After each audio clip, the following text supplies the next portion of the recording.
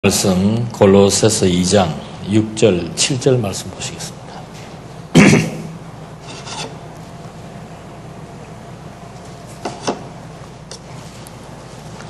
골로새서 2장 6절로 7절 말씀 보시겠습니다.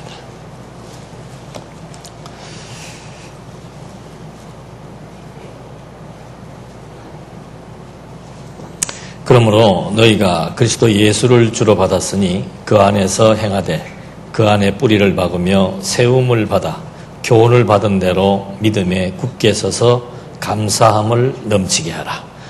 그러므로라고 하는 것은 골로새 교회 성도들이 아주 견고한 믿음의 생활을 하는 것, 그것을 바울이 옥중에 있으면서 기뻐한다는 얘기입니다. 그렇기 때문에 바울의 관심, 바울의 기쁨은 골로새 교회 성도들이 그리스도를 믿는 그 믿음의 확신, 그것을 바울이 기뻐하기 때문에 너희가 그리스도 예수를 이제는 주로 받았으니, 그러니까 그리스도가 골로새 교회 성도들의 모든 삶을 관장하는 그런 주체, 주인으로 이제는 받아들이고 인정하게 되었으니까 이제는 그 안에서 행한다는 거죠. 그리스도가 내 삶의 주체요, 그리스도가 우리 모든 삶을 지배하고 지도해 나가는 근본이라는 사실을 알기 때문에 이제는 모든 삶의 행위가 바로 그리스도를 통해서 이루어진다. 그러기 위해서는 7절 그 말입니다. 그 안에 뿌리를 박으며, 그리스도가 머리가 되기 때문에 지체가 된 골로새 교회 성도들은 이제는 그리스도에 의해서 모든 사상들을 또 모든 지식들을 그리스도와 같은 하나님에 대한 지식으로 세움을 받고 교훈을 받고 해서 굳은 믿음을 갖고 감사함이 넘치게 하라는 것이 골로새서의 요절입니다. 지금은 신약에 있어서의 신약의 논리 체계, 사복음서가 교회의 기초라 그랬습니다. 신약 성경은 교회론이에요. 구약 성경의 원리가 하나님의 나라라면은 그 하나님의 나라인 교회가 이제 신약의 논리의 중심이 되는 겁니다. 그래서 구약은 모형적으로 이스라엘이라고 하는 나라, 국가를 통해서 하나님이 섭리를 해왔다면은 신약은 실체이기 때문에 바로 교회를 중심으로 신약의 논리가 전개된다 그랬습니다. 그 교회의 기초가 바로 마태복음 16장 16절에 주는, 이게 이렇게 울려요. 그리스도시요 살아계신 하나님의 아들. 이것이 이 교회의 기초이며 복음의 원리라 그랬습니다. 그 위에 이제 그 위에 교회가 세워지는데, 교회는 어떤 방식으로 세워지는가? 바로 이걸 우리는 복음이라 그랬죠. 복음의 원리인데, 그 복음을 전파하게 함으로써 교회가 세워진다 그랬습니다. 이렇게 세워진 교회는 이제 복음의 내용입니다. 복음이 갖고 있는 내용, 칭의의 복음, 건덕의 복음, 그리고 은혜의 복음. 그것에 의해서 이제 교회가 점점 자라게 되죠. 이렇게 자라가게 되었을 때 어떤 면에 사람으로 치면은 청년기입니다. 청년기, 무장.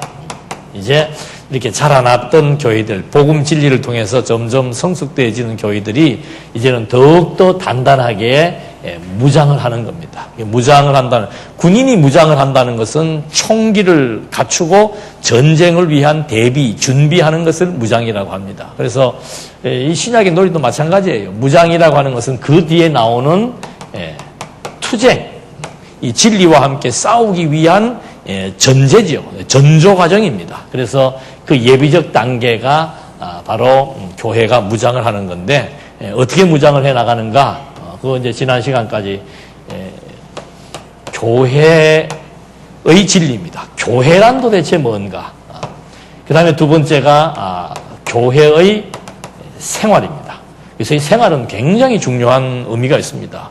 삶이라고 하는 것은 우리가 실제로 이 땅 위에서 그리스도인으로서의 살아가는 양식을 말하는 건데, 교회의 진리를 깨닫게 되면은 이제 바로 나타나는 현상들이 그 진리에 대한 가치 농도만큼의 생활이 나온다 그랬습니다. 그리고 그 생활이 어느 정도 자리가 잡히면은 이제 교회의 체제, 이거는 뭐 하나의 질서를 유지해 나가는 형식입니다.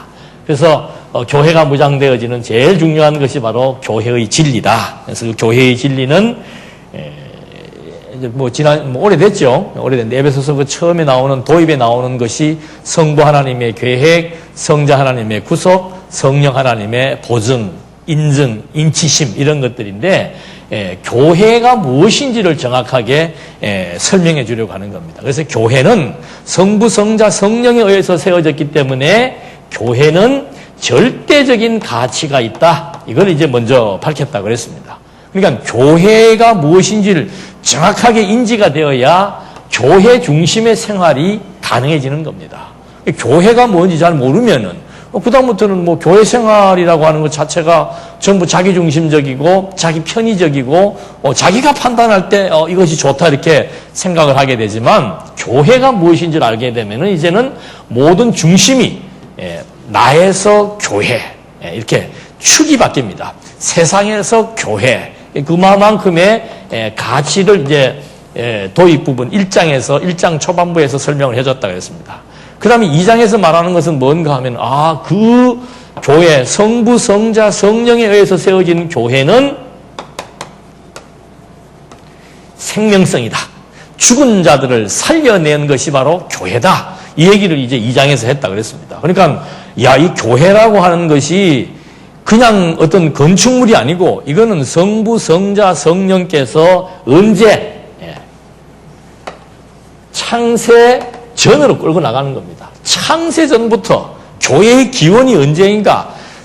창세 전부터 성부, 성자, 성령에 의해서 계획되고 실행되고 그리고 인정되는 그런 절대적 가치가 있고 더더군다나 그 교회는 생명의 역사를 가지고 있다.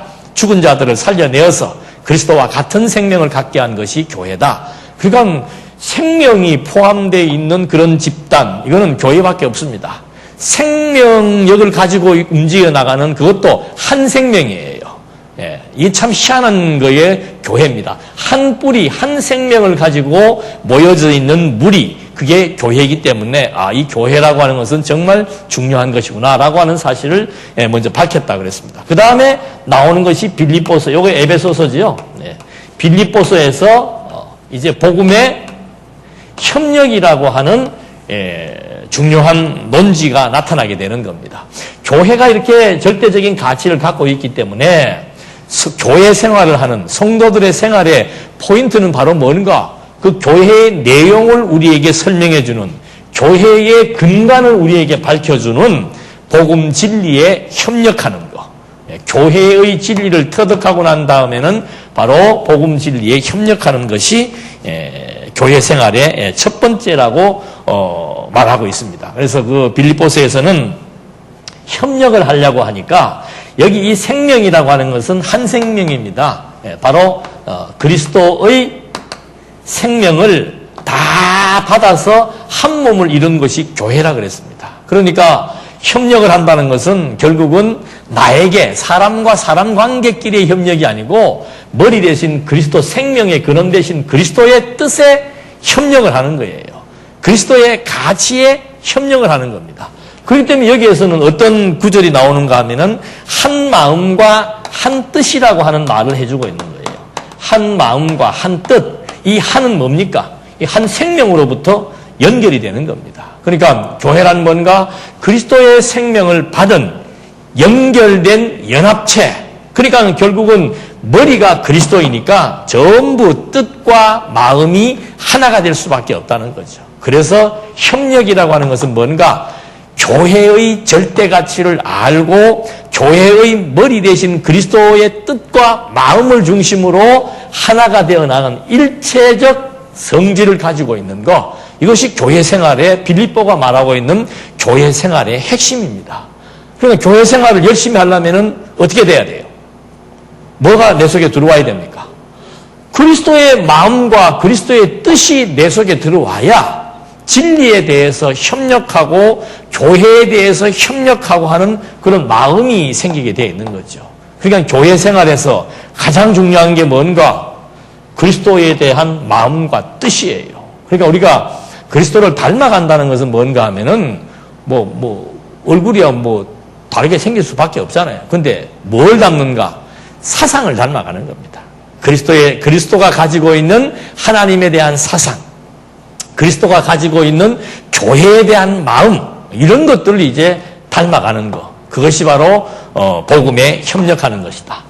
그 다음에 이제 오늘 할 것이 뭔가 하면은 골로새서의 내용인데, 그 읽어드린 그 요절의 말씀은 뭘 뒷받침하고 있는가 하면은, 골로새서의 주제가 뭔가 하면은 굳은 믿음의 생활이에요. 견고한 믿음을 의미하는 겁니다. 견고한 믿음.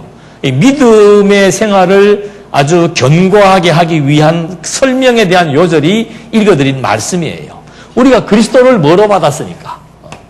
이게 주라는 거예요. 주관한다. 그래서 에베소서에서는 그리스도를 교회의 머리라고 얘기하는 겁니다. 그리고 이 그리스도와 우리가 한 몸이 되어 있다. 그래서 한 생각, 한 마음을 갖고 한 뜻을 가지고 이렇게 형성된 그리스도의 교회이기 때문에 견고한 믿음을 구축해 나간다는 것도 다른 의미가 아니고, 그리스도를 주로 받았으니까 내 삶의 모든, 내 생명의, 내 모든 인생의 주관자가 바로 그리스도라고 하는 사실, 그걸 이제 우리가 그대로 받아들였다는 거죠. 그러니까 당연히 우리의 생각, 마음, 행동, 이런 것들이 전부 머리와 연결이 되어 있는 상태에서 나타나는 믿음의 생활로 바뀌게 된다는 겁니다. 그래서 믿음이 자란다는 것은 방금 말씀드린 대로 이 안에 뿌리를 박는 거예요. 이 그리스도가 가지고 있는 신지식입니다. 하나님에 대한 지식. 이걸 이제 우리가 계속 머리로부터 공급을 받게 된다는 거죠. 그렇게 되면은 생각과 마음과 행동, 이걸 이제 한마디로 말하면은 믿음이라고 얘기하는 겁니다. 그 믿음이 정말 그리스도가 알고 있는 하나님에 관한 지식처럼 하나님은 모든 만사를 다 주관하신다는 것에 대한 믿음이 생기게 되고, 그리스도에 의해서 모든 세계가 다 다스림을 받는다. 그리고 그분에 의해서 우리가 살며 기동하며 존재한다. 그런 확고한 믿음이 발생하게 된다는 거죠. 그렇기 때문에 요절의 말씀이 그리스도를 주로 받았기 때문에 그 안에서 행하되 그 안에 뿌리를 박으며 세움을 입어 교훈을 받은 대로 믿음에 굳게 서서 감사함을 넘치게 하는 것. 그러니까 믿음이 견고하다는 것은 나타나는 것이 바로 마음의 상태가 감사로 나타나게 되어 있습니다. 그러니까 내한테 믿음이 있다 없다, 그럼 뭐 다른 거 측량할 게 없습니다. 내 마음에 하나님에 대한 감사가 넘치느냐, 그렇지 않으면 늘 불만과 불만족이 있느냐, 그게 믿음에 대한 것들을 평가하는 기준이 되는 거죠.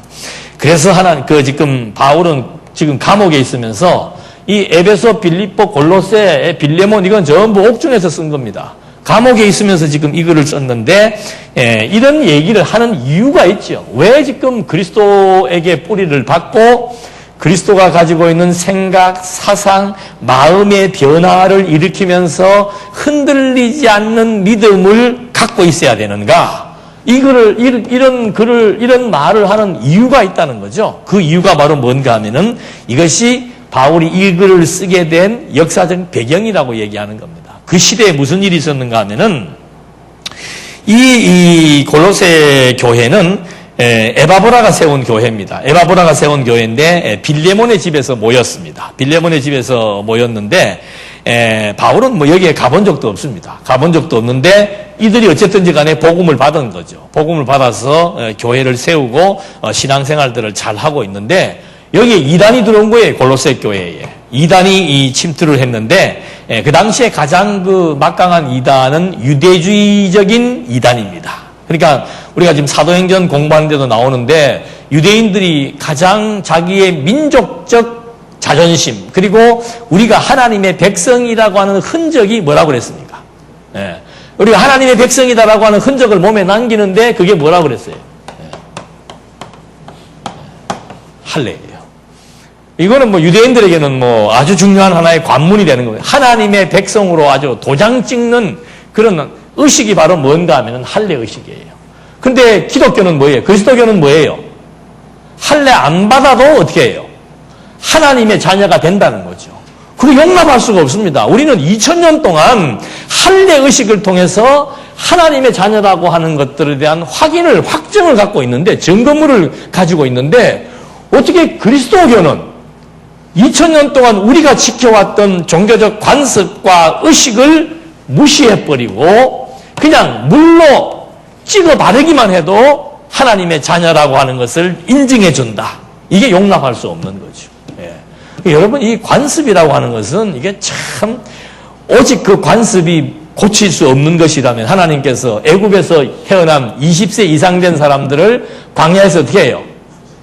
다 죽여요. 왜 죽입니까? 400년이면 4대째 내려왔던 애굽의 문화에 젖어 있는 겁니다. 고치기 힘듭니다. 예. 400년 세월을 애굽의 문화권 속에서 종교생활, 문화생활, 사회생활 모든 제도들이 완전히 애굽 사람화 돼버린 거예요. 그 사람들 뭐 해갖고 되겠어요? 안 되죠. 옛사람을 다 죽이는 겁니다.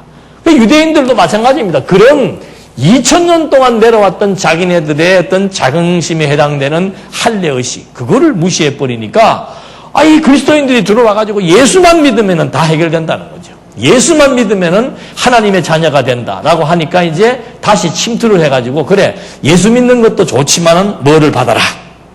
할례를 받아야 되고, 유대교적인 의식을 행해야 되고, 그 다음에 음식 문화도 유대교적으로 따라야 되고, 절기도 지켜야 되고, 그 다음에 금욕도 해야 되고, 유대인들이 금식하잖아요. 그런 금욕도 행해야 되고, 고행도 행해야 되고, 또 여러분 우리 구약 성경에 보니까 천사들에 관한 얘기가 많이 나오잖아요. 유대인들이 천사를 숭배합니다. 그러니까 천사 숭배하는 문제에 대해서도 우리가 한번 고려해 봐야 되고, 또 철학도 이 사람들은 그 시대의 헬라 철학을 또 받아들이기 시작하는 거예요. 그래서 교회가 이렇게 그리스도를 중심으로 세워진 교회는 그리스도에게 뿌리를 받고 모든 사회적인, 문화적인, 종교적인, 세속적 관습을 탈피해서 그리스도적인 종교관을 가지고 그리스도적인 신앙을 가지고 견고하게 서야 되는데, 이 지금 교회에 막 이단들이 들어와가지고 이렇게 어지럽히니까는 교회가 흔들리는 거죠. 그래서 주제가 뭐예요? 주제가. 예? 흔들리지 말고 어떻게 하라고? 굳센, 견고한, 굳건한 그런 믿음을 가질 것을 촉구해 주는 겁니다. 그러니까 교회 생활은 뭔가 하면은 복음 진리가 무엇인지를 깨닫는 만큼 복음 진리에 대해서 협력하게 되는 것이고, 두 번째는 뭔가 흔들리지 않는 겁니다. 어떤 상황과 여건 속에서도 흔들리지 않는 것. 예. 여러분, 이 믿음이 흔들리지 않는다는 거 쉬운 일이 아닙니다. 예. 요즘 친구들 하는 말로 뭐 멘붕에 빠졌다. 예. 이럴 수가, 저럴 수가. 예. 흔들리죠. 어떤 분들은 그래서 근본이 흔들리는 분들도 있어. 예. 뭐 성경신학이 별거냐? 성경신학은 우리 생명줄입니다. 예. 왜 성경신학 없으면 아무것도 아니에요. 예. 여기 뭐하러 남아있어요? 골치 아프게. 얼마나 편안한 교회들이 많고, 가면은 기빈 대접을 해주고, 식사 대접을 해주는 교회가 많은데, 예. 여는 조금만 잘못하면 혼나야 되고, 예. 이제 그런 문화도 바뀌겠습니다만은, 예. 우리가 지금 여기 지탱하고 존재해야 되는 이유가 성경신학이에요. 성경이 말하고 있는 하나님에 대한 확증적 진리, 이것이 너무도 중요한 거라 이 말입니다. 근데 그 외에 어떤 요소가 들어왔을 때 그것이 진리가 됐든 행위가 됐든 무엇이 됐든 간에 흔들린다라고 하는 것은 그건 안 되는 거죠. 그건 교회 생활의 기본이 무너져 버리는 거란 말입니다. 그래서 바울이 이런 배경 속에서 복음에 대한 확증, 다시금 내가 한번 전했던 그 복음에 대한 확증이 우리한테 필요하다. 그래서 본문에서 1장 28절에서 그런 말을 합니다. 바울이 우리가 그를 전파하여 각 사람을 권하고 모든 지혜로 각 사람을 가르침은 각 사람을 어떻게 해요? 그리스도 안에서란 말은 그리스도를 통해서 그 말입니다. 각 사람을 그리스도 안에서 완전한 자로 세우려 함이니라. 어떤 이단 사설, 어떤 여러 가지 많은 요인들이 닥친다고 하더라도 완전히 그리스도를 통해서 세워진 그리스도에 대한 지식, 그래서 이거는 신학적으로 우리가 기독론이라고 합니다. 그래서 골로새서는 기독론이에요. 기독론. 예수가 누구인지에 대한 것들을 아주 정확하게 얘기해주고 있는 내용이 짧지만 이제 2장, 3장에서 많이 소개가 되고 있습니다. 그러므로 이렇게 우리가 복음을 전파한 것은 뭔가 하면 각 사람을 그리스도를 통해서 완전한 자로 세우기 위해서 사도가 되어가지고 복음을 전파했으므로 너희는 이제 그리스도에게 뿌리를 박아서 그리스도를 중심으로 자라나라는 말을 해주고 있는 겁니다. 그래서 3장 15절 말씀이 뭔가 이 요절은 아까 말씀드린 대로 뿌리를 그리스도에게 그리고 사도들은 교회를 완전한 자로 세우기 위해서 복음을 전파했고 그 복음을 전파한 목표가 완전한 자로 세우는 거니까 이제 세우는 방법은 그리스도에게 뿌리를 내려야 된다. 다른 지식 없다. 그리스도가 가장 고상한 지식이다. 그리스도를 아는 것이 우주를 아는 것이고 세계를 아는 것이고 인생을 아는 것이고 역사를 아는 것이다. 어떤 학문도 이 우주에 대해서 세계관에 대해서 그리고 역사에 대해서 인생에 대해서 이것이다라고 말해주는 그런 진리는 없습니다. 그리스도를 알아야만 그것이 해결되는 거예요. 왜 그럴까요? 왜 그리스도를 알아야 그게 해결이 됩니까? 그리스도가 누구니까? 하나님의 골로새서에서는 하나님의 형상이라고 얘기합니다. 그리고 그리스도는 창조주예요. 창조주. 만든 사람만큼 그 만든 물건에 대해서 가장 잘 아시는 분은 없는 거죠. 창조주예요. 창조주. 처음 창조할 때 끝을 다 작정해놨기 때문에 역사의 주체가 되고 역사의 주관자가 되는 거라 이 말입니다. 그리스도를 모르면은 역사가 어느 방향으로 가고 이 역사가 이 사건이 왜 발생했으며 이 역사가 나에게 어떤 의미가 있는지를 해석할 수가 없는 거죠. 그리스도를 모르면은 이 우주가 도대체 우주의 기원이 무엇이며 우주가 무엇 때문에 존재해야 되는지를 알 수가 없죠. 생명의 근원이신 그리스도를 모르면은 내 생명이 무엇인지도 알 수가 없고 인생이 도대체 무엇을 위하여 어떻게 살아야 되는지도 알 수가 없는 거예요. 그래서 그리스도를 아는 지식이 가장 고상한 지식이고 이 지식의 뿌리를 내려야만이 우리에게서 감사와 평강이 넘치게 된다는 거죠. 그래서 골로새서의 핵심은 뭔가 아주 굳센 믿음, 견고한 믿음, 흔들리지 않는 믿음을 말하는데 그걸 위해서 사도들은 복음을 전파해서 그런 믿음으로 교회를 키워나가기 위해서 복음을 전파했는데 그렇게 하기 위한 방법은 뭔가 그리스도에게 뿌리를 내리는 것 외에는 없다는 거죠. 내가 그리스도에게 뿌리를 내린 만큼 우리의 삶, 우리의 생활은 감사와 평강이 넘치게 된다는 것. 그래서 이 골로새서의 논점은 뭔가 하면 복음적 판단과 실행이에요. 뭐가 복음이고 뭐가 비복음인지 그거를 판단하고 그 판단에 의해서 그리스도를 통해서 나타나는 신앙생활 이것이 이제 골로새서에서 말하고자 하는 논점입니다. 그래서 이 그리스도에 대해서 이 골로새를 쓴 바울은 골로새 교회에 이 그리스도를 어떻게 얘기하는가 하면 방금 말씀드린 대로 하나님의 형상이라고 말하고 있습니다. 그리고 에베소서에서는 그리스도를 교회의 머리라고 얘기를 해요. 에베소서는 교회의 머리로 그리스도를 얘기하고 있고 빌립보서는 하나님의 본체라고 얘기하고 있고 그러니까 이 지금 다 그리스도를 지금 중점적으로 설명하고 있는데 아주 그 관점들이 조금씩 다르죠. 에베소 교회에서는 그리스도가 교회의 머리다, 주체다. 그 다음에 빌립보를 쓸 때는 바울이 이 그리스도는 본체다. 그는 하나님의 본체다. 그러니까 하나님의 본체니까 하나님이란 뜻이죠. 그리고 골로새서에서는 그는 하나님의 형상이다. 이렇게 얘기를 해주고 있습니다. 그리고 데살로니가서에서는 그는 바로 다시 강림하실 분이시다. 이렇게 에베소서에서 창세전으로 시작했다가 데살로니가서에서는 마지막 종말론으로 끝을 내면서 성도들의 교회 생활을 끌어나가는 그런 그리스도관을 심어주고 있다는 거죠. 이렇게 해서 이제 골로새서의 내용을 통해서 굳은 믿음이 무엇이며 왜 굳은 믿음이 필요한지, 그리고 그 굳은 믿음을 어떻게 형성해 나갈 수 있는지를 말해준 겁니다. 그런 다음에 나오는 것이 뭔가 하면 교회 생활의 마지막 부분이죠. 이게 데살로니가서입니다. 데살로니가서의 주제는 뭔가 하면은 성도의 거룩한 생활이에요. 거룩한 생활의 반대는 뭡니까? 거룩한 생활의 반대는 뭐한 생활, 하여튼 안 좋은 생활이겠죠? 거룩하지 못한 생활, 난잡한 생활, 무질서한 생활, 이런 것들이 거룩한 생활의 반대 개념이에요. 그러니까 우리가 금방 추론할 수 있는 것은 뭔가 하면, 바울이 데살로니가 교회를 향해서 거룩한 생활을 촉구한 것은 그들의 생활이 어떻다는 거예요? 거룩하지 못하다는 거죠. 그래서 그 거룩한 생활의 핵심에 대한 요절이 뭔가 하면은, 거룩한 생활이 뭔가? 항상 뭐하라?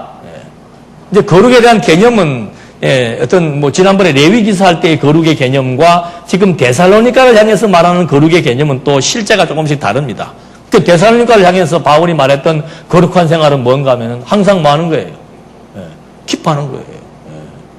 기뻐하지 못하면은 그게 거룩하지 못한 생활이에요. 부정한 생활이 뭔가? 항상 성질내고 항상 슬퍼하고, 이것이 부정한 생활이에요. 그래서 여기 바울은 항상 기뻐하고, 그 다음 뭐예요? 쉬지 말고 뭐하고? 쉬지 말고 기도하고. 제가 요즘에 아침 새벽마다 글을 올리느라고 뼈골이 빠집니다. 나는 매일 그렇게 하는 게 그렇게 힘든 줄 몰랐어요. 그냥 학교 신우회에서 학교 어떤 기독교 모임 서클에서 나보고 그냥 한번 해보라 그래서 그냥 별 생각 없이 알았다 그러고, 그냥 사람 내 욕심 때문에 그렇죠. 짧게 쓰면 괜찮은데 이 쓰다 보니까 또 이게 자꾸 해가지고는 새벽만 되면 요새는 막 소스라치리 놀라갖고 깨고, 안 그러면은 막 밤에 그거를 해놓고 자기도 하고 해서 하는데, 그게 뭐예요? 그게 저는 신앙생활 몇십 년 만에 요새 와서 쉬지 않고 요새 열심히 기도하고 있습니다. 쉬지 않고. 여러분, 하루를 여는 하루를 시작하는 시점이 얼마나 중요한 시점입니까? 아침에 일어나가지고, 하고 일어나서 그냥 막 주섬주섬 막 먹고, 그냥 나가고, 안 그러면 막 빈둥빈둥 하다가 또 일어나서 또 그렇게 시작하는 거 하고, 하루를 시작할 때 하나님의 말씀을 통해서 내 생각을 어디로?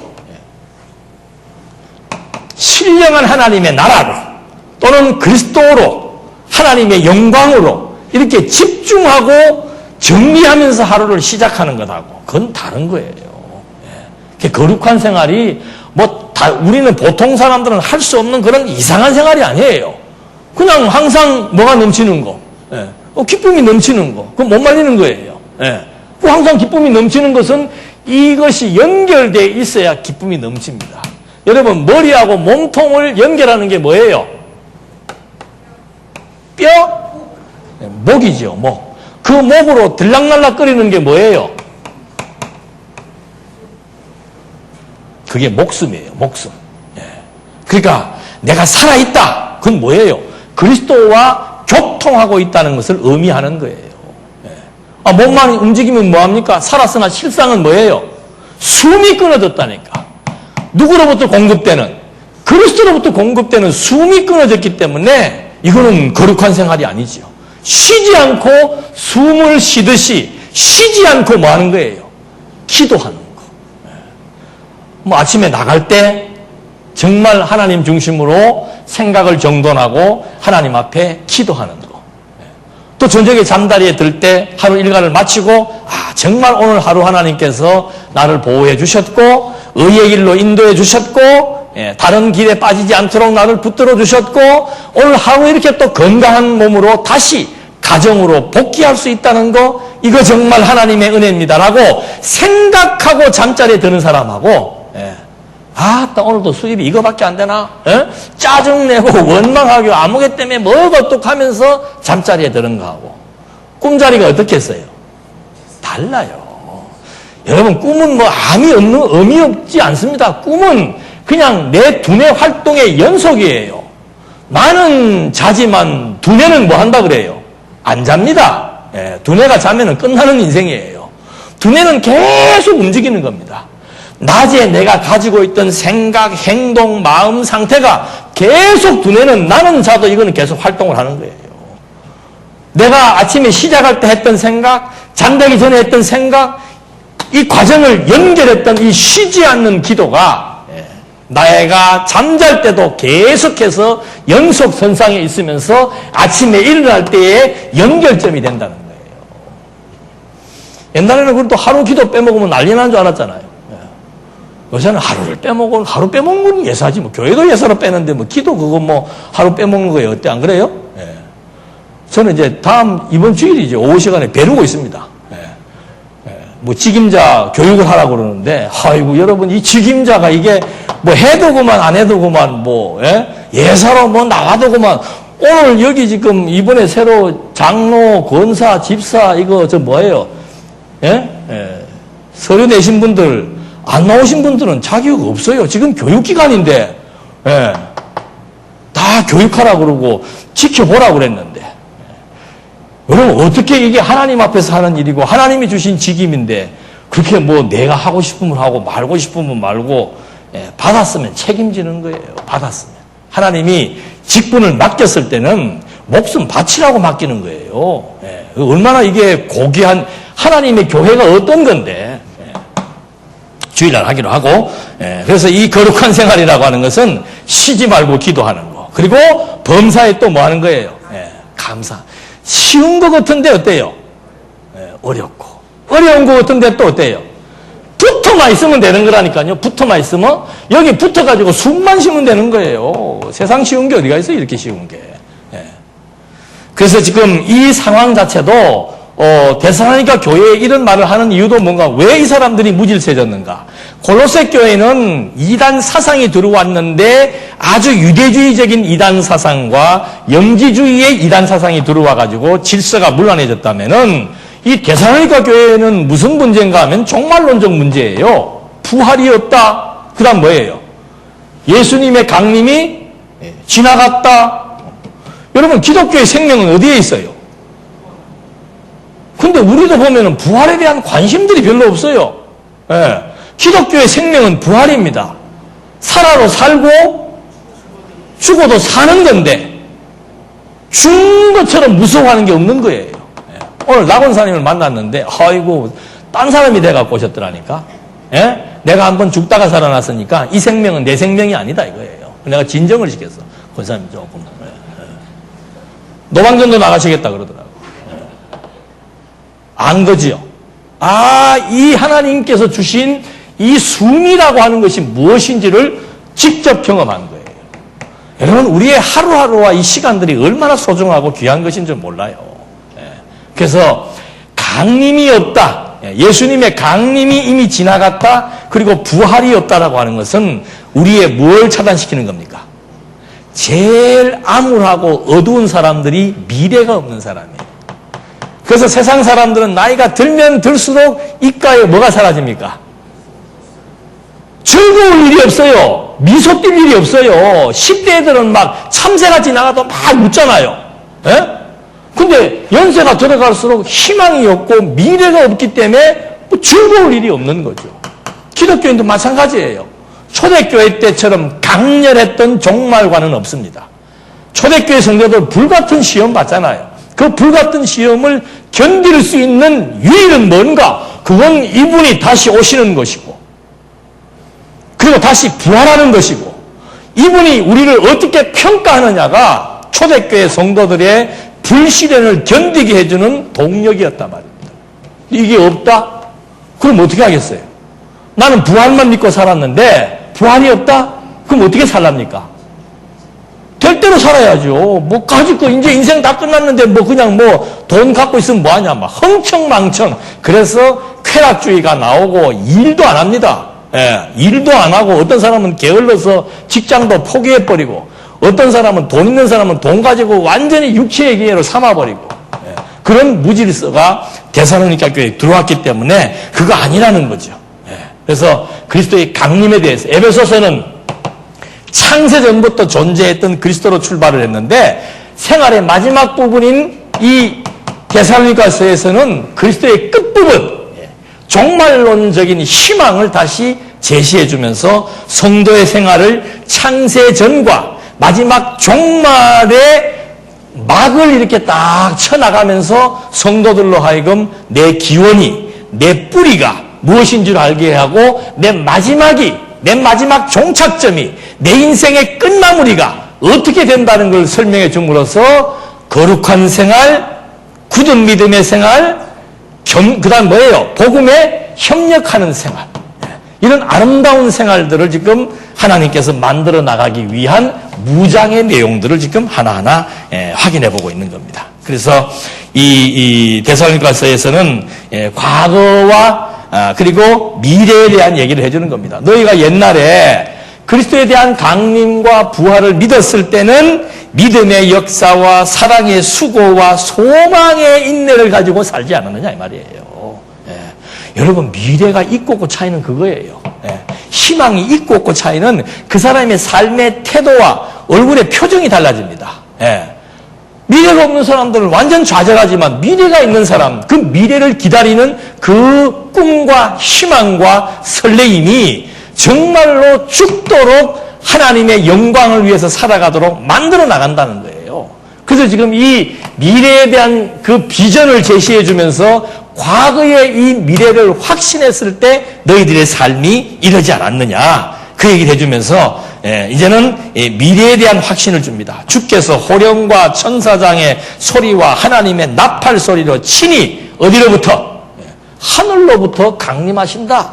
여기는 하늘로 올라가셨는데 이 그리스도가 마지막 다시 하늘로부터 강림하신다는 거죠. 그 얘기를 지금 데살로니가 성도들에게 이런 말로 서로 위로하라고 얘기해 주면서 항상 기뻐하고 쉬지 말고 기도하고 범사에 감사라는 거죠. 우리에게 미래가 있으니까 기쁨이 넘칠 수밖에 없습니다. 우리에게 미래가 있으니까 끊임없이 이것이 이 약속이 이루어지기를 소원하며 살 수밖에 없는 것이고, 이거를 생각할 때마다 내가 어쩌자고 마지막 심판날에 내 인생의 결정적인 판단을 할 그 시점에 그분이 나를 칭찬하고 영광의 자리에 앉히고 존귀하게 여겨준다라고 하는 그것을 기대하며 소망할 때마다 마음에 감사함이 넘칠 수밖에 없다는 거예요. 그래서 이 강림에 대한 확신을 심어주는 내용이 데살로니가서의 내용입니다. 그래서 여기는 선한 소망이에요. 선한 소망. 성도들의 소망은 어딘가? 이거예요. 이거. 우리는 앞에는 강해요. 우리가 공부를 할 때 앞에는 강해. 앞에는 3대 언약은 안 잊어버려. 3대 언약은 안 잊어버려가지고는 이거 갖고 막 경쟁을 하는데 이게 중간점 오다 보면 힘이 떨어져 버려요. 뭐가 없으니까? 미래에 대한 확신이 없으니까. 미래에 대한 확신이 없으니까. 정말 우리의 미래가, 육신은 죽었는데 내 영혼은 영원히 존재한다? 영생한다? 그 영생에 대한 상태가 어떤 상태이고 그 영생의 가치가 무엇인 줄 안다면은 그렇게 길을 쓰고 이 땅에서 별로 할 일도 없는데 길을 쓰고 살아야 되겠다고 몸부림칠 이유도 없는 거예요. 하나님께서 불러가 바울이 그 말하는 거 아닙니까? 내가 지금 죽어도 좋고 살아도 좋다. 죽어도 좋은 것은 이 세계가 현격하게 아름답고 영광스럽고 가치로운 것이기 때문이고, 내가 지금 산다면은 이 세계에 대한 진가를 여기에서 설명해 주기 위해 산다는 것 외에는 내 삶에 무슨 의미가 있냐 이 말이에요.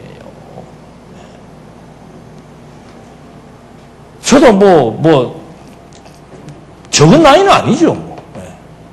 근데 저도 이제 6학년으로 이렇게 올라가면서 가만히 보니까 이거는 예수 안 믿어도 마찬가지예요. 예수 안 믿는 사람도 지혜로운 사람은 인생이 무엇이다. 인생은 어떻게 사는 것이 현명한 것이다.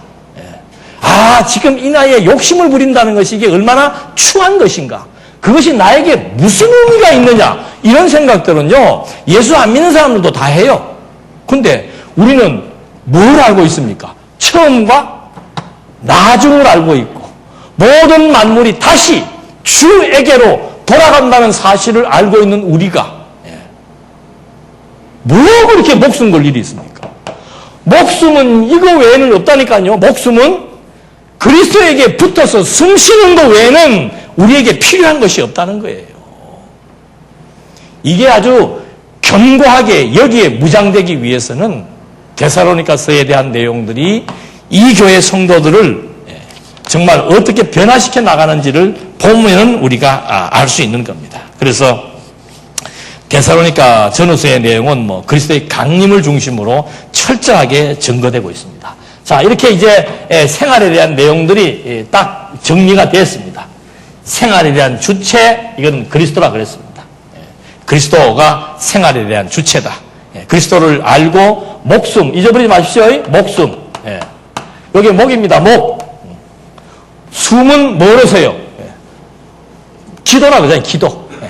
이게 그리스도와 연결된 목숨. 그래서 이 목숨은 그리스도와 연결된 것을 의미하는 것이고, 내가 목숨이 붙어있다, 숨을 쉰다는 것은 바로 내가 살아있다는 걸 말하는, 살아있다는 것이 뭔가? 생활한다는 거예요. 그래서 우리 성도들의 생활은 그리스도를 떠나서는 불가능하다라고 하는 사실을 이제 확인하게 되고, 그렇게 해서 생활에 대한 질서가 잡히니까 그 다음에는 이제 체제를 하나하나 확립시켜 나가는 겁니다. 이 교회라고 하는 데는 혼자 있는 게 아니잖아요. 우리 몸이 얼마나 질서를 잘 유지하고 있습니까? 기가 막히게 질서가 유지되고 있는 겁니다. 그런 것처럼 교회라고 하는 것은 머리는 하나지만은 여기 있는 모든 지체는 엄청난 거죠. 이게 이제 바로 유지돼야 된다는 거. 그래서 이 체제, 제도나 조직의 양식을 체제라고 얘기합니다. 생명의 연합체들이 구성하는 질서와 조직을 말하는 겁니다. 그냥 체제가 아니에요. 여기는 생명의 연합체입니다. 교회로서 그리스도의 생명으로 연합된 무리들이 가지고 있는 그런 그 체제는 바로 생명의 연합체들이 가지고 있는 질서와 조직을 말하고 있는 거죠. 조직이 없는 것은 없습니다. 뭐 이렇게 왜 조직을 무시해요? 있을 수 없는 얘기지요. 그래서 이 질서와 그 조직에 대한 구성을 말하는 것이 디모데서부터 빌레몬서까지인데, 이 디모데서의 주제는 말씀으로 치리하는 교회입니다. 말씀으로.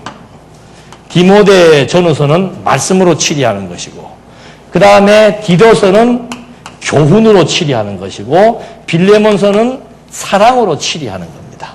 근데 주제들이 좀 다르지요. 왜 말씀이고, 왜 교훈이고, 왜 사랑인지 이걸 정확히 알아야 주제가 이렇게 설정될 수밖에 없구나 하는 사실들을 알 수 있게 됩니다. 디모데 전후서가 말씀인 이유는 뭔가 하면은, 이 디모데 전후서는 교회의 조직과 행정을 세워나가기 위한 것이기 때문에 말씀으로 치리하는 게 나오는 거예요. 왜? 교회는 살아계신, 그러니까 이 집은 살아계신 하나님의 교회의 진리의 기둥과 터다. 교회는 뭔가? 진리의 기둥과 터예요.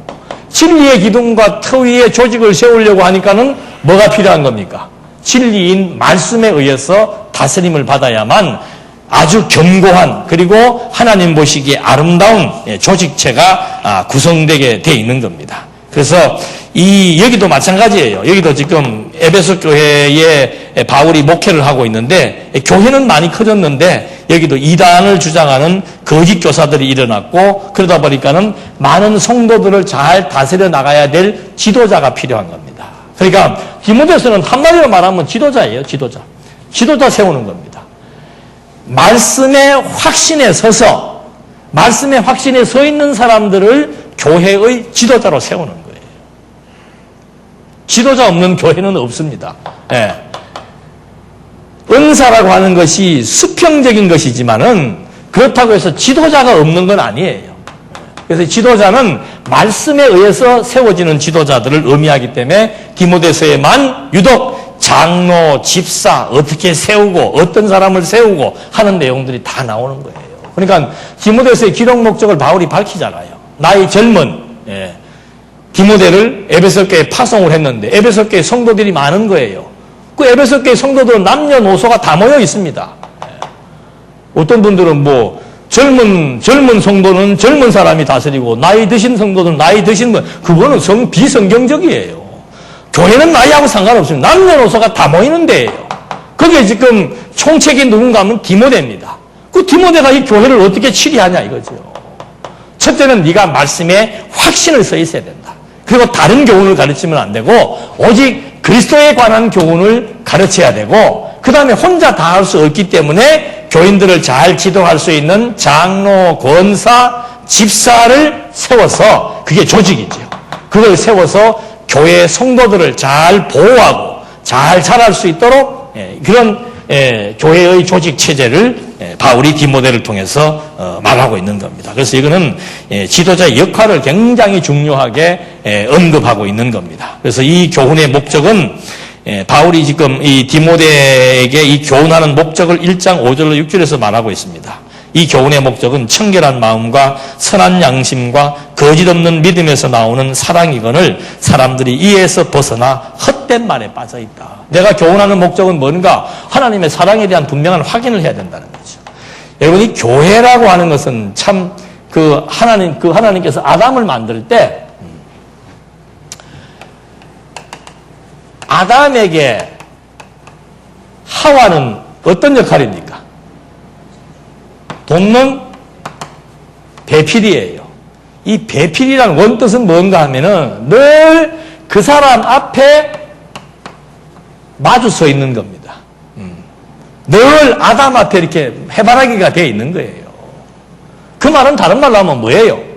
하와는 아담을 뭐 한다는 거예요? 철저하게 의지한다 또는 순종한다, 그런 뜻이에요. 그 다음에 아담은 하와를 보고 뭐라고 얘기합니까? 뼈 중에 뼈요, 살 중에 살이다. 다시 말해서 아담에게 하와는 무슨 대상이에요? 사랑의 대상이에요. 하와에게 아담은 무슨 대상입니까?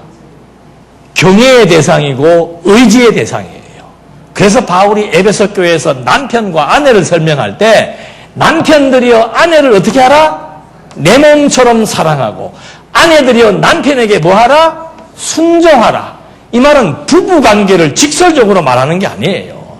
그 예를 통해서 교회가 무엇인지를 설명해 주는 겁니다. 교회는 사랑의 대상이 있고 교회는 의지의 대상이 있는 겁니다. 의지의 대상은 교회의 머리 대신 그리스도이고 사랑의 대상은 누구인가? 내 뼈 중에 뼈요 살 중에 살이라고 했던 지체가 바로 사랑의 대상이라는 거예요. 교회는 이것 빠지면 끝나는 거예요. 3대 언약도 중요하지만 신약교회에서 빠져서는 안 되는 게 뭐예요? 그게 사랑이에요. 사랑. 사랑에 대한 개념이 이제 일반적인 사랑의 개념이 아닌 거죠. 성도를 사랑하는 방식은 진리를 사랑하는 것도 성도를 사랑하는 것이고 약한 성도에게 힘이 되는 것도 성도를 사랑하는 것이고 구제하는 것도 성도를 사랑하는 것이고 교육하는 것도 성도를 사랑하는 것이고 그 중에 한 가지만 강조해서 되는 게 아니란 말입니다. 우리는 막 모든 것을 진리라고 하는 중심 개념으로 다 묶어버리니까 세부적인 내용들을 몰라요. 그렇지만 아파서 다 주고 가는 사람한테 가가지고 뭔 얘기만 하는 거예요. 그 야고보서가 얘기하잖아요. 밥을 못 먹고 지금 3일째 굶고 있는 노숙자한테 가가지고 진리가 너희를 자유케 하리니 그러면은 그런 식이라니까, 그런 식. 말 필요 없어요. 일단 배고픈 사람한테 뭐부터 줘야 돼요?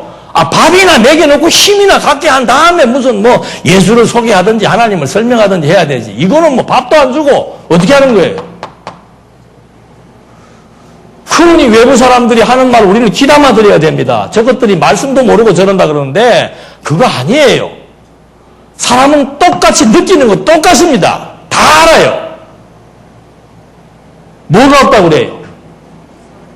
없으면 없는 줄 알아야 돼요. 없다고 그러는데 있다고 자꾸 아니 없다고 자기들이 당한 사람들이 없다고 그러면 없다고 받아요. 있다고 계속 그러잖아. 뭐 때문에 있다고 그러냐? 진리가 있대요. 그 진리가 가지고 있는 그 개념 속에는 아주 이 사랑이 큰 범주를 차지하고 있는 겁니다. 고린도 교회가 무엇 때문에 무너진 거예요? 그러니까 그 얘기 하잖아요. 어떤 일을 하더라도 예언을 잘하면 뭐합니까? 지식이 많으면 뭐합니까? 그 말 해주는 거예요. 엄청난 거 알고 있으면 뭐해요? 다 죽어가는 사람 보고 하나님이 다 하게 하시니까는 하나님이 알아서 해라. 죽어가는 사람 옆에 다 같이 죽는다. 망한 사람 도와주면 같이 망한다. 그런 게 성경에 어디가 있어요? 그런 사람을 내 눈에 띄게 한 것은 내가 그 사람 도울 힘이 있으면 도우라고 하나님이 주시는 일반 계시 아니에요. 다 그게. 근데 우리는 막 그런 쪽에는 어떻게 냉정하고 칼같이 진리를 지키려고 하는지.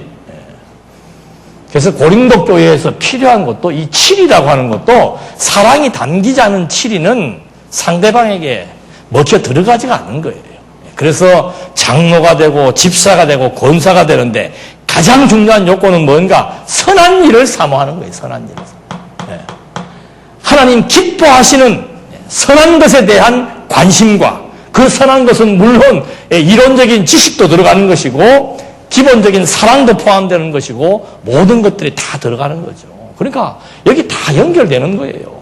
그리스도로부터 연결되어져서 내한테 감사하는 마음과 평강이 넘치는 자라야 미래에 산 소망이 있고 산 소망이 있으니까 항상 기쁨이 넘치고 쉬지 않고 하나님의 뜻을 갈구하게 되고 그리고 또 범사에 감사함이 넘치는 그런 내면의 신앙 상태라야 조직이라고 하는 체제 속에서 리더가 될 수 있는 거라 그 말이에요.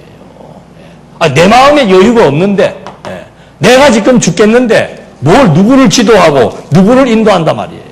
그래서 디모데서의 핵심은 뭔가 하면은 교회 조직을 세워야 되고 그 교회는 진리의 터 위에 세워진 것이기 때문에 말씀으로 치리한다는 주제가 형성이 되어졌고 그래서 바울은 디모데에게 항상 배우고 확실한 일에 거하라고 훈계를 하는 것이고 디모데 역시도 다른 교훈을 전파해서는 안 된다는 것에 의해서 여기에 선한 일을 사모하는 자들로 하여금 진리를 아는 데 이르게 하기 위해서 지도자를 세우고 교회 조직을 구성한다는 말을 여기에 지금 해주고 있는 겁니다. 그래서 이렇게 직무를 맡은 자들에게 바울이 하는 말은 어떤 형편과 여건 속에서도 내 직무를 뭐하라?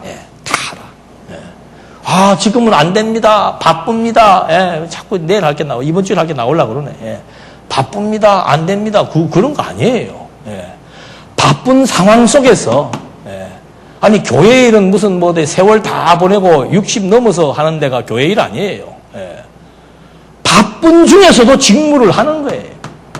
힘들고 고통스러운 환경 속에서도 직무를 다 하는 거예요. 행동 강요하네. 그래요. 행동 강요합니다. 제가 이런다고 여러분들 하겠어요.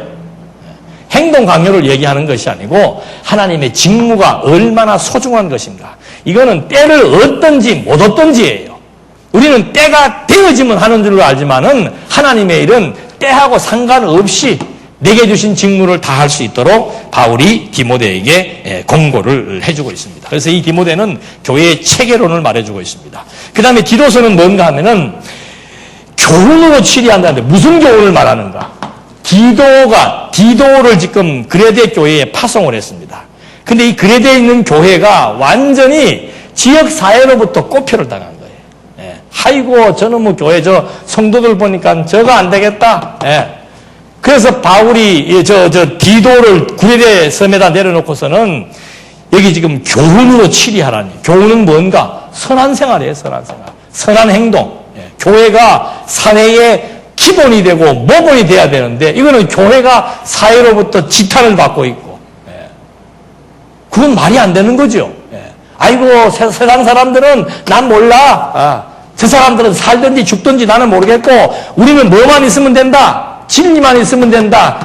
이것도 잘못된 거고 행동이 또 이거는 완전히 예수 안 믿는 사람보다 더 어지러운 행동을 하고 있더라고요. 실제로. 그래서 바울이 그레데 교회에 디도를 파송하면서 품행제로입니다. 품행제로. 그들에게 할례당은 더러운 이득을 취하려고 마땅치 아니한 것을 가르쳐 가정들을 온통 무너뜨리고 그레데인 중에 어떤 선지자가 말하되 그레데인들은 항상 거짓말쟁이며 악한 짐승이며 배만 위하는 게으름당이다. 세 가지 얘기를 한 거예요. 거짓말을 밥 먹듯이 하고 악한 짐승이라는 건 뭡니까? 완전히 쾌락의 노예가 된 것을 의미하는 겁니다. 그리고는 완전히 자기 배, 자기 사리 사욕만 채우기 위한 그런 게으름뱅이들. 그래서 이런 사람들을 1장 9절에서 뭐라고 말하는가 하면은 미쁜 말씀의 가르침을 그대로 지켜야 하려니 이는 능히 바른 교훈으로 권면하고 거슬려 말하는 자들을 책망하게 하랍니다. 바른 말씀을 전파해라 이 말이에요. 16절 그들이 하나님을 시인하나 이 잘 들어야 돼요. 지금 엉터리 성도를 지금 말해주고 있는 겁니다. 그들이 하나님을 시인하나 뭐로는 입으로는 이론으로는 하나님을 논리정연하게 말하고 있지만 행위로는 뭐 하는 자요? 부인하는 자고 가증한 자라 이 말입니다. 하나님에 대한 진리, 하나님의 하게 하심, 하나님에 대한 뭐 어떤 논리도 빠짐없이 잘 정하는데 행동은 보니까 뭐예요? 나는 개차반이라는 게 무슨 뜻인지는 잘 모르겠어요. 무슨 어원에서 나온지는 모르겠는데 일반 사람들이 그러잖아요. 저런 것 같으면 나는 교회 안 나가겠다. 저런 교회라면 나는 안 나가겠다. 그걸 지금 기도를 파송한 이유로서 바울이 제시하면서 실제로 그레데 교회 성도들이 그런 행동을 하기 때문에 이런 자들은 바로 선한 일을 저버리는 자라고 말하고 있는 겁니다. 그래서 3장 14절에 우리 사람들도 열매 없는 자가 되지 않게 하기 위하여 필요한 것을 준비하는 좋은 일에 힘쓰기를 배우게 하라. 무슨 일이에요? 무슨 일? 좋은 일. 교회가 지향해야 될 아름답고 선하고 좋은 일, 도덕을 초월하는 일이에요. 우리는 기독교는 도덕이 아니고 도덕이라도 제대로 해요. 도덕을 넘어서는 것이 건덕이란 말입니다. 근데 그런 것조차도 안 돼가지고 사회에 지탄을 받으니까 열매 없는 자가 되지 않게 하기 위해서 야고보서가 정확히 말하고 있습니다. 행함이 없는 믿음은 무슨 믿음이다? 열매를 보고 판단하는 거예요. 열매를 보고. 말로만 맨날 하나님이 하게 하신다고 그러면 뭐예요? 열매는 맨날 내가 하는 건데 내가 한 것이고 내가 하는 것이고 내가 지킨 것이고 내가 세운 것이고 얼마나 한국교회에 그런 사람들이 많아요. 그거 아니라 이 말이에요. 정말 우리는 하나부터 열까지 정말로 하나님께서 지혜 주고 하나님께서 능력 주고 하나님이 여건 주고 하나님이 할 마음 주고 해서 하게 해서 되어진 일이라고 하는 것을 수십 년 동안 듣고 배워왔는데 그게 아니라고 행동이 그게 아니라면은 그건 거짓이죠. 거짓. 그래서 거짓을 밥 먹듯이 한다고 말하고 있는 거예요. 그래서 비난받는 그레데 교회의 방향 제시 그건 바로 모본적 선행을 말하고 있는 겁니다. 이 말은 여러분 선행해야 됩니다. 그런 얘기하는 거 아니잖아요.